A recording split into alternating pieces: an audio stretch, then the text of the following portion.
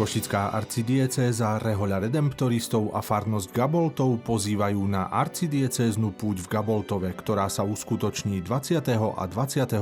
júla. Tešiť sa môžete na sväté omše s košickými biskupmi, modlitbu ruženca, modlitbu chvál či krížovú cestu. V programe je aj vystúpenie skupiny Klasfolk a modlitba ruženca s otcom Mariánom Bérom. Program vyvrcholí slávnostnou svetou omšou s apoštolským nunciom monsignorom Nicola Girasolim. Podrobný program nájdete na stránke gaboltov.rimcat.sk. Od 19. do 21.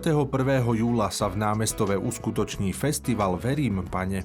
Tešiť sa môžete na koncerty Jany Zubajovej, Dominiky Gurbaľovej, Simy Magušinovej, Kapucínov a ďalších. Chýbať nebude bohatý duchovný program, zaujímavé diskusie a program pre deti. Podrobný program nájdete na stránke verimpane.sk. Farnosť Topoľčianky pozýva na 338.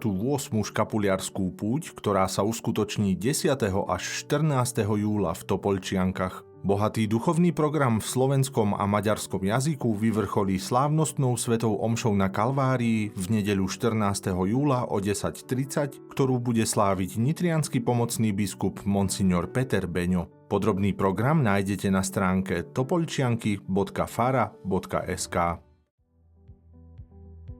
Katolícke biblické dielo pozýva na letnú biblickú školu, ktorá sa uskutoční od 24. do 28. júla v Rodinkove v Belužských Slatinách. Témou bude Jánova apokalypsa, zrkadlo a nádej pre cirkev. Prednášať bude biblista Peter Olas. Všetky podrobnosti a prihlasovanie nájdete na stránke kbd.sk.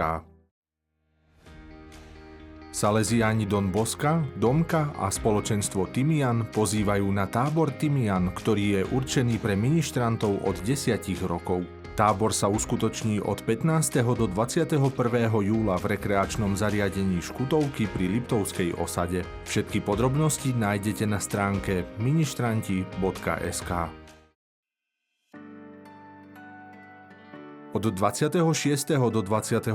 júla sa v kláštore svätého Benedikta v Hronskom Beňadiku uskutoční duchovná obnova pre mladých. V programe budú sväté omše, chvály, adorácie, svedectvá a prednášky. Bližšie informácie získate e-mailom na bkovalinkova@gmail.com.